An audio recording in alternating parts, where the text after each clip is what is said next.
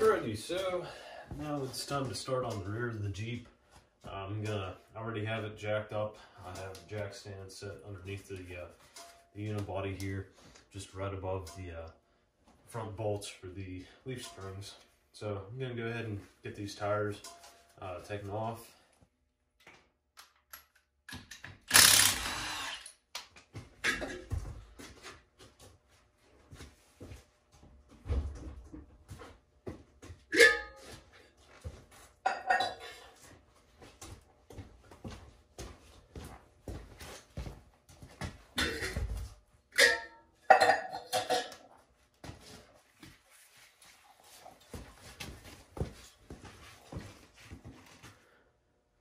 Alrighty, just want to give you guys an update on the progress I'm making.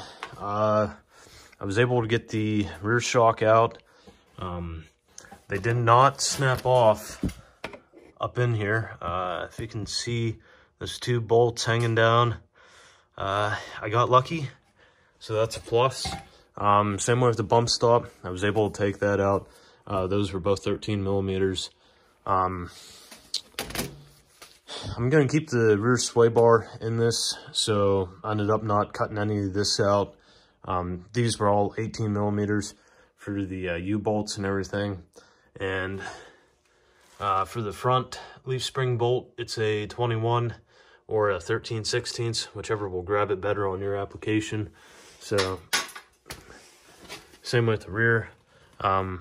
Since I'm going to be replacing the shackles anyways, I'm not going to take them off down here. I'm just going to pull this whole bolt out instead. So I'll get you guys propped up and we'll get to it.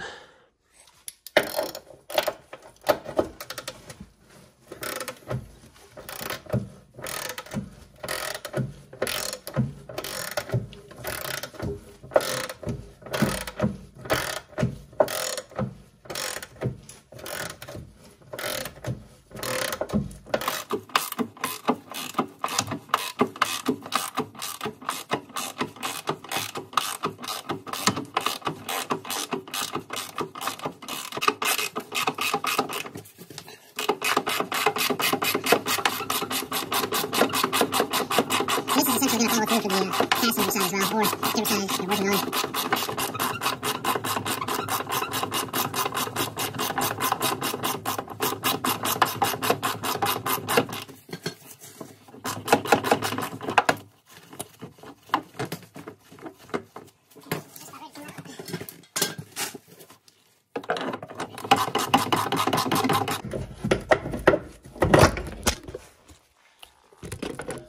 All right. Was able to extract it. This bolt is still in really good shape. Maybe if this thing will focus.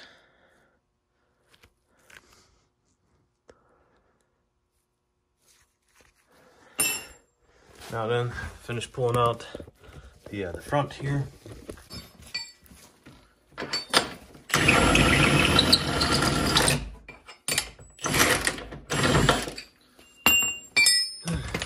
Alrighty. Cool.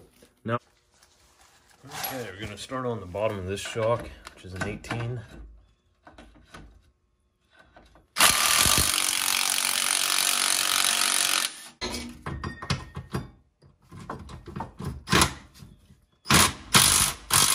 I knew that if I didn't buy the bar pin flag kit, these bastards would snap right off up in there, and then I would have had to fucking drill or punch it out. But luckily, it came right out.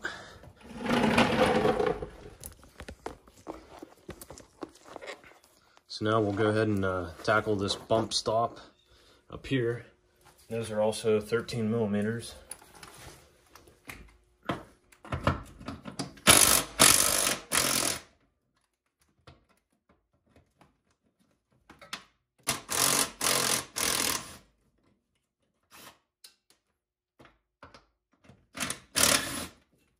Scrape off any residual.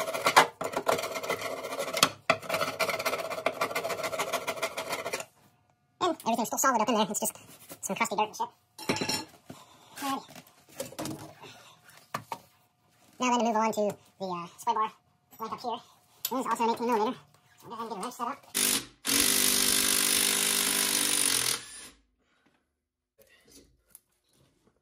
Now that we have that out, we can go ahead and swing him up out of the way.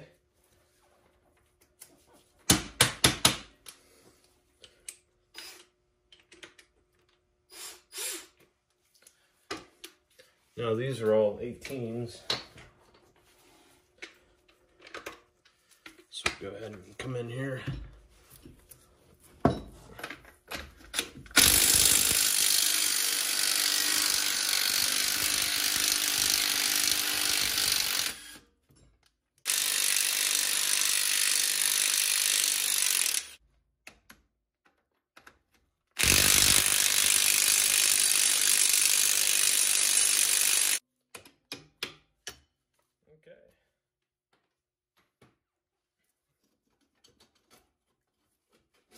Now we can slide our U-bolts out. Just be careful because there is a brake line right behind that. So just be cautious of that.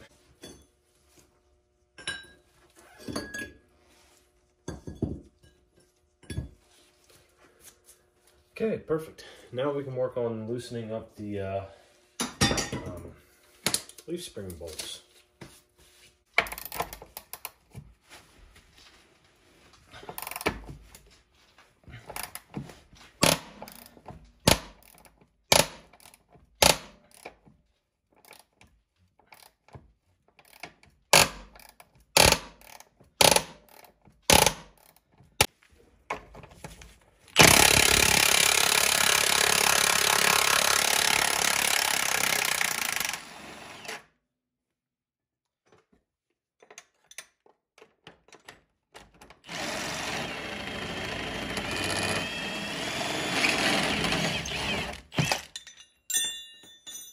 Ready.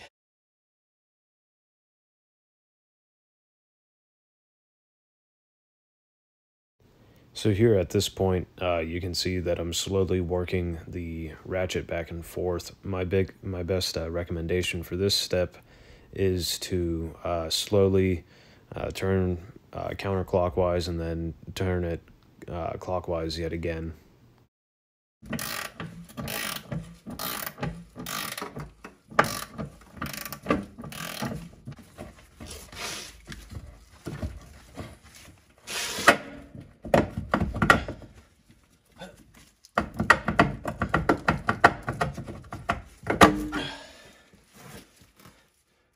Boom.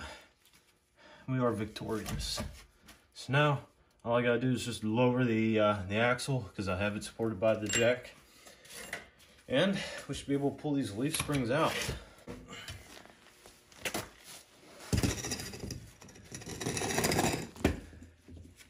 Okay, so I ended up having to put a jack stand at the front of the axle to keep it from rotating forward too much. So keep in mind whenever you got to do yours that you might run into a situation like that. But for right now, both of the rear leaf springs are out, and what I have to do is just remove this bolt down there so I can use my new shackles. So I'm gonna go ahead and probably start getting everything prepped up and ready to go back together. Installation should be pretty much the reversal process of removal. So if I run into anything, I'll chime back in. Alrighty, give you guys a quick recap here. Passenger side is pretty much 100% ready to go. Everything's snug down. I'm just waiting to put the tires back on to torque the shackle bolts.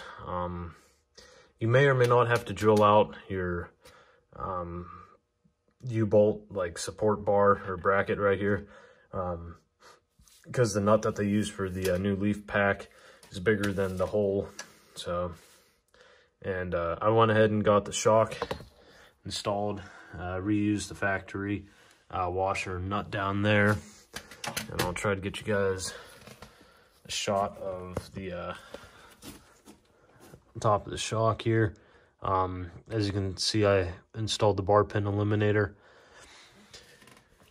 And so yeah, I did not hook the sway bar back up just yet because I need to have the clearance to get in here with the torque wrench once it's down on the ground. So once I get these all torqued down, then I'll go ahead and reconnect that. So come back over here to the driver's side. I have this shock ready to go. Bar pin eliminator set up on it. Everything is snug down as well. What I ended up having to do to put this leaf spring in, because obviously you can see my brake line's still hooked up and it has some tension on it right now, because I have yet to install the extended brake line for it. But regardless, what I did was I rolled the leaf spring in here first, installed the frame side first, and then I had the eye of the leaf spring chilling out inside the box up here. So what I was able to do was I was able to hold it out of the way long enough to install the shackle, and then I had to lay underneath of it and kind of pry and ram the bolt in at the same time. Alrighty, hopefully I got the camera lined up pretty well here. These are actually 6 millimeters. If I said 1/4 inch, I do apologize. But also, one thing that I do want to point out as a tip that you might want to do, if your bolts come out without any damage, I recommend putting a little bit of like grease on them and just run them in and out a couple times until they're nice and loose and free, no hesitation, because yeah, the thread pitch on the new bolts are just slightly different. Not significantly, but you know, I think it's just the fact of old hardware plus new hardware, you get that slight discrepancy. So I already went ahead and got everything going nice and fine. So we're gonna go ahead and tighten these down.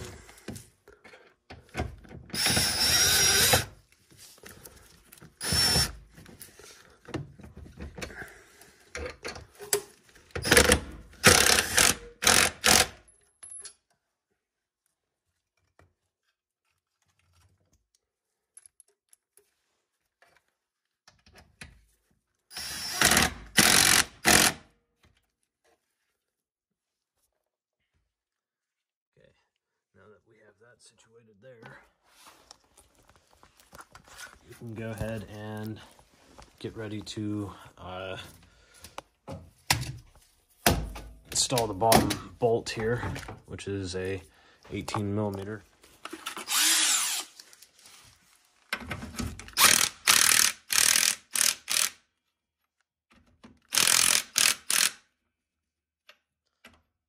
just a little bit more.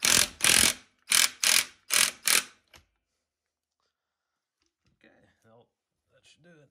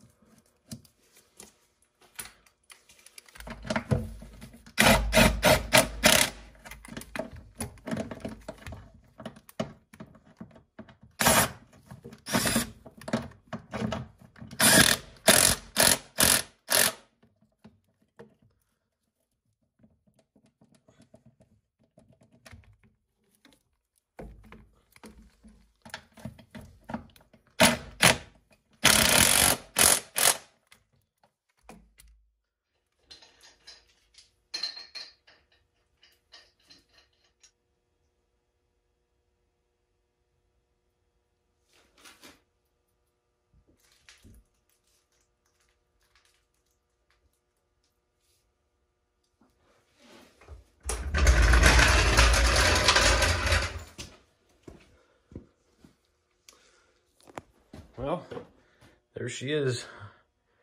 She's sitting a little bit higher in the rear for right now until everything gets settled in, but holy crap. I'm 5'11", and before I could see over top the roof of this, and well, now top of my head's pretty much in line with this rain gutter up here.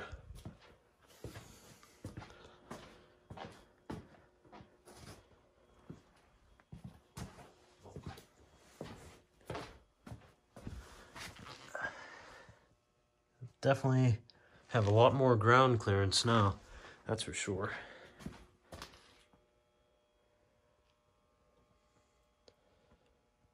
Doesn't look bad. I mean, unless if that doesn't settle in the rear, maybe I'll put a spacer up here, or I'll try to source like a factory style shackle in the rear.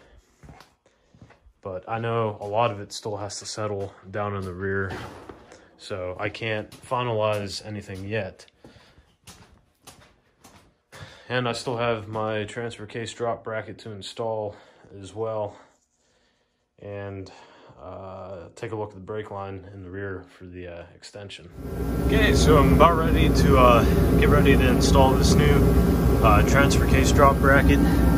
Here's the original one. I have the end of the transfer case supported up by my jack. And let's see here. There's also 2 nuts in here for the transmission mount. So I'm gonna go ahead and get these removed.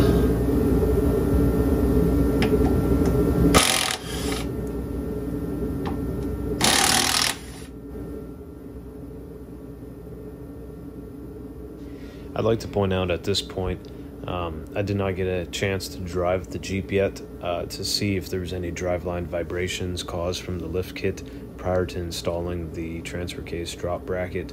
I just figured I'd go ahead and install everything all at once. However, after driving the vehicle around for a little while, I did experience a vibration in the driveline yet, so I had to install a SYE within the transfer case.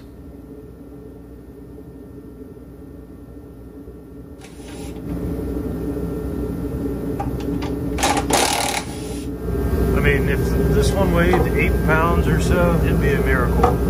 That one, on the other hand, it's heavy. So I'm gonna go ahead and get that thing bolted up, and there's a directional arrow mounted on it, and that indicates to be pointing towards the front of the vehicle.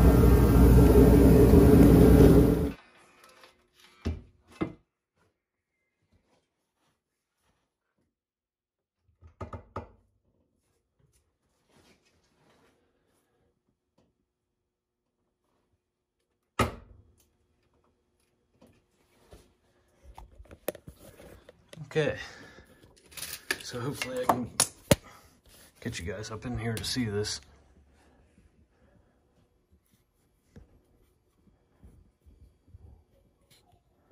Right there is a stud, same there, and also up in there.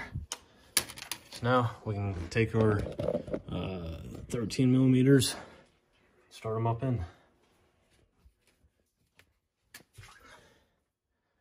Just like that, it is installed.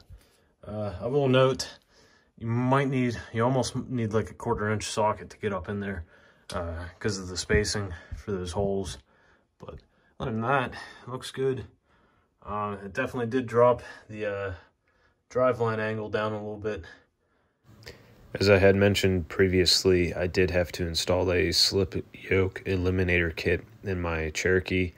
I went ahead and got one from Advanced Adapters, and then I went ahead and just installed it myself. I did buy another transfer case because originally I was going to just install one on the bench, but I ended up just getting underneath the Jeep, and I separated the case halves and installed it that way. But I'd like to thank you guys for tuning in to this video and watching or fast forwarding or just browsing, but I hope you guys enjoyed the clips of the Jeep once I was done with the lift kit. Overall, I highly recommend this lift. I think it rides fantastic. I will be doing a update summary video about it, but if you're looking for a mild lift to keep on-road manners, I think this is the best route to go, especially with Rusty's off-road quality and customer service.